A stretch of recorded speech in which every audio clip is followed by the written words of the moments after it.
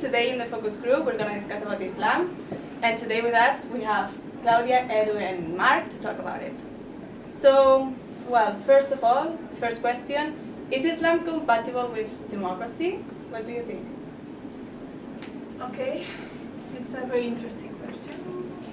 Well, I would say that first, to tackle democracy, we should see the economical structure of the countries. We have to see that this authoritarianism system comes from the rentier states and the way they tackle their resources.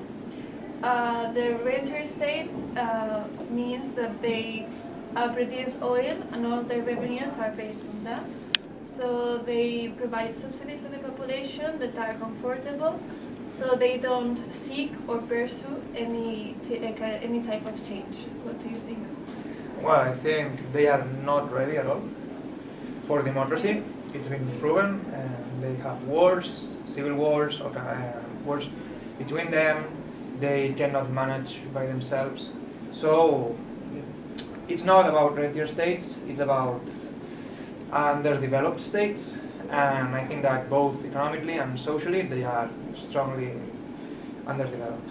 And that's the big problem and the key issue in this topic. So you are saying that the Arab states are less developed? Yes, I am. In terms of what? Of everything. Everything. Everything. Develop your answer a bit more. Well, I mean, it's really clear. They are, in some terms, really rich, such as economically, the Gulf countries, such as Saudi Arabia, the Emirates, Qatar, but at the same time, they are really poor socially. Women cannot go alone in the streets, they have to do whatever their husbands want, and I mean, I don't want my son or my daughter to live in a world like this. But this is what I was saying, that these things that are happening are based on the structure, which is the economical structure of the rentier state. No, it's not all about economics. But if you want to change the authoritarianism, you have to change the model of the country. And how would you do that? Changing the model of the rentier state and pursuing more productive industries. And how would you do that?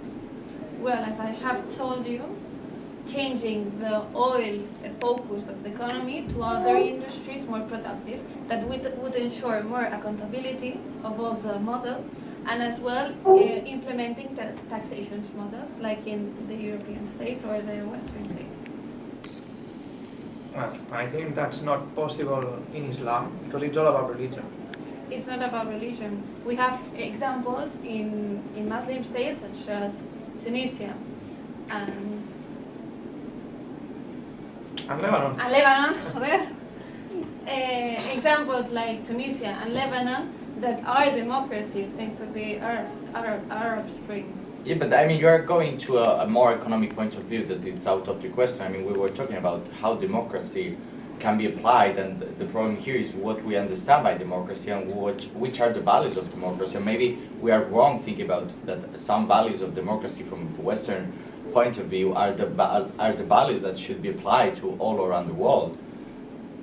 It's also the same in Asia. In Asia, they have different values that sometimes they cannot be considered as democratic values by us, and that doesn't make them less valuable or less feasible for managing a country. So we should start here a debate about what we see by democracy and what are the values of democracy.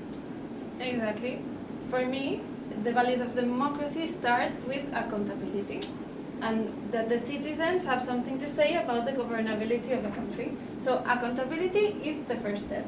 And if we have a rentier state where everything is based on the government controlling the resources of the country, we don't have accountability. So democracy is not possible. How do we change that?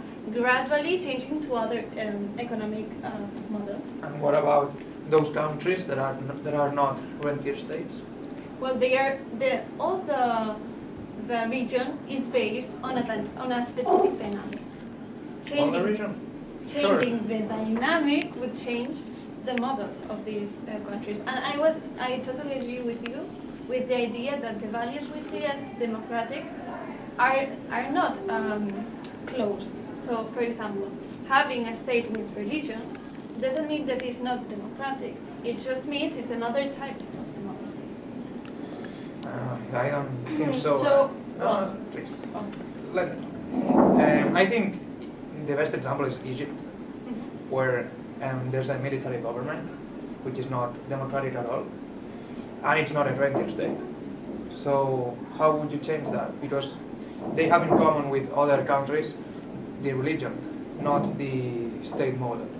So I think that you should first have to change this kind of religious governments and all what Islam is about, and then talk about economics. And this can be solved by saying that there is a high number. High rate? There is a high rate of Christian population inside Egypt and inside other countries. So it's not only religion that has a thing to do with the way the country goes. Okay, so regarding the religious topic, for you, are Muslim countries really receptive to religious freedom? Yes, of course. Why? Because they are Muslims. I mean, it's like natural. They are Muslims, so they are not democratic. Yeah, it's true. Well, I think that what you are referring as religion is power.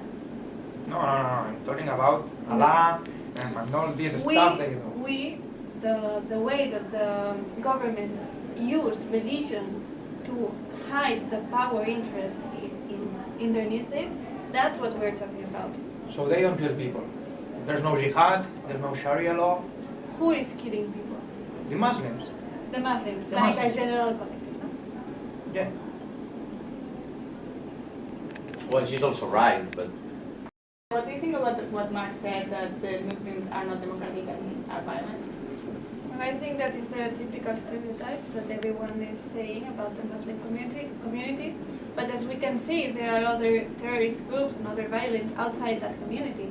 We have other terrorist groups now and in the past that have been overcome and are still in place. So what do you think? well, but I mean, there is a point that is out of doubt that is in religion, in Muslim religion or in Islam, they conceive politics and religion as one together. They don't conceive that your political government or your state has to be out of religion, as we understand nowadays here in the West world with Christianity. Of course, in the past, Christianity was very linked with the government, and it was unfeasible to make them divide. But nowadays we understand this as a separate entity, and we have religion and also our government. But in Islam, they have it together, and they have even said in Quran that it's needed that their government is fulfilling the needs of Islam and their methods. So if you have a country that has not possibility to be separated with the government and the religion, of course that is producing a problem, because that makes that your values of the government will be always linked to that religion, and that makes more difficult, at least, to create democratic values out of these religion points. Don't you think? I agree with you in that image now. I think that what we are doing from the Western countries is attacking all the time this model instead of helping and collaborating with them into a new type of government. We have seen that in the past, religion and Christianity was as well very linked, and we could not conceive another way of government. But now we do. They can do this gradual process too, but not if we only attack them and they see this separation of religion and politics as an imposition of the Western values. Yes, but sometimes it seems that they don't want to make this progress. Like, of course, for us it was difficult to make these changes, but we did, and it seems that their countries, they are not able to do it, or they don't want, because at the end, if you look, Iran was a kind of more democratic country, of course more authoritarian, but it had some values, some freedoms that after there was, I mean, it was the first time that the revolution was for going back forward, that instead of moving forward to the future and to more freedom and more liberty, and now Iran is more repressive and more authoritarian. And Okay, Marc, so what do you think about what Edu just said, and also regarding other countries? I agree with him. I mean, I strongly think that the problem is not that governments are really close to religion, but that this religion is Islam. Because I would support a Catholic government here, because I think that they would do it best. They would do their best. And on the other hand, Islamic and Muslim governments have proven to be the worst kind of governments on earth, and that's a fact. That's not an idea, that's a true fact, and we can see it all over the MENA region. Okay, but the question was, okay, are Muslim countries unreceptive to religious freedom? Yes. We are saying that in the past they have been very bad. We are saying that if they are unreceptive, we have seen that Muslim countries have adopted other values, democratic values such as Tunis or Lebanon. We're So a talking change about, is possible. we're talking it's about not that present. religion. No. We're talking saying, about present. No. We are saying that if they are unreceptive, this means that they cannot change towards other more freedom government. Well, That's not exactly like that. I think they in the are present- receptive, but of course being unreceptive doesn't mean that it's unchangeable. Like, it's more difficult, and that's proven by the fact that if we compare the quantity of countries with a past on Christianity and countries with a past or present with Islam, there are much more countries in this Christianic part that have evolved to more democratic values instead of the Islamic one. So that means that they are more receptible than us. Another thing is that, of course, it doesn't mean that that's totally impossible to change, but in some sense they are less in that aim to change. Okay, but that is what I was saying, that not all the countries are the same and need to have the same path towards democracy or towards freedom. We are invading and imposing our values and a way. we are invading. Oh, Wait. They are invading us. Stop. We are imposing the way of doing things, and they are seeing it as an attack. So you are not letting this gradual process to do by itself, and you are making a reaction in this population against Western societies that religionize this process. So everything that the Western countries are trying to do in these Muslim countries are making it more difficult for them to gradually develop. And as well, regarding the difference between Christianity and Muslim countries and how they are now, it is important to say that it's not only Christianity. It's as well their background, their resources, how they have been economically, how there are other factors, not only religion. We can see it as well in South America. They are Christians, and we can see Venezuela in a similar position as the Arab countries, because they have other resources that as well are a factor in their development. Well, I mean, you've said one thing that is kind of strange. You said that we are kind of invading them while they are invading us. And you cannot go to the street and walk quietly and chill and not see a woman or 2 or 3 women wearing chador and burqa. And they are doing this in our cities, in our state. They are doing this because they want to expand their religious power all over Europe and all over the Western states. And I mean, I don't want to see people wearing black chadors and letting our children think that that's normal. And then you've talked about, I don't know why, South America, when, for example, in Venezuela, there are no beheadings. They don't put hands because of stealing. And that's why I think it's related to Islam, not to religion. And again, it's not the problem. Religion is Islam, are the Muslim people and are the Muslim thinking. Well, but also talking about South America and expanding religion, we were the ones going with Christianity to expand our religion there, so they are not the only ones And we were trying to doing worse things than expand. beheadings. But you said that you don't want to talk about the past, and now you're talking about Oh, that's also 1492. true. You are saying that we are not I am saying that we have to take into account the past, the present, and the future. You are only taking into account the present and the bad and negative things about the Because the question is about the present.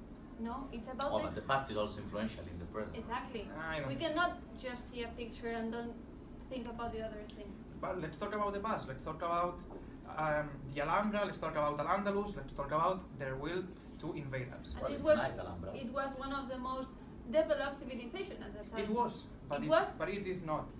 Okay, so going back to the extremism that you were talking about, do you think that ISIS has been the main responsible of the negative stereotypes that has been that the Western world has about them?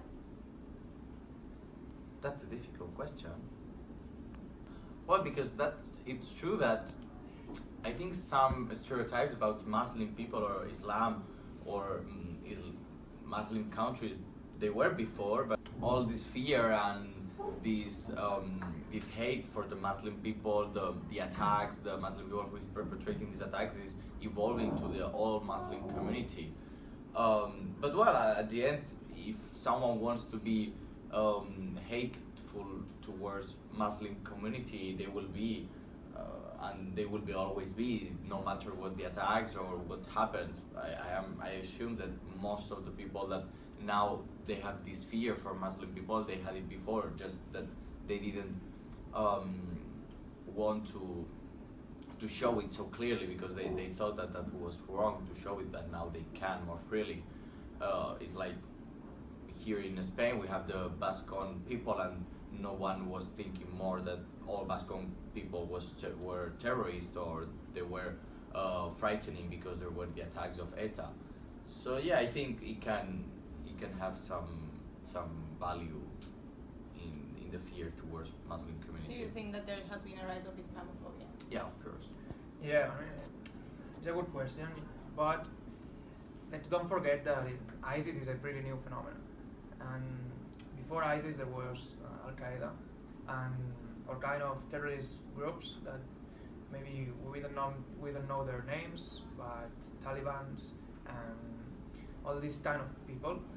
So it's not about ISIS. It's about Muslim people, Muslim groups, Islam religion taken to the extreme and violent path. And of course, there's some sort of Islamophobia. And I love my life, I love my religion, and I would like to go to Plaza Catalunya and feel safe, but I can't. Well, but let's not forget if those terrorist groups they exist, let's not forget that it's because some Western companies they are selling them weapons. Well, they are also selling weapons to Western people, and they are not killing because of Allah. Well, no, because of others. But not of Allah. What about others?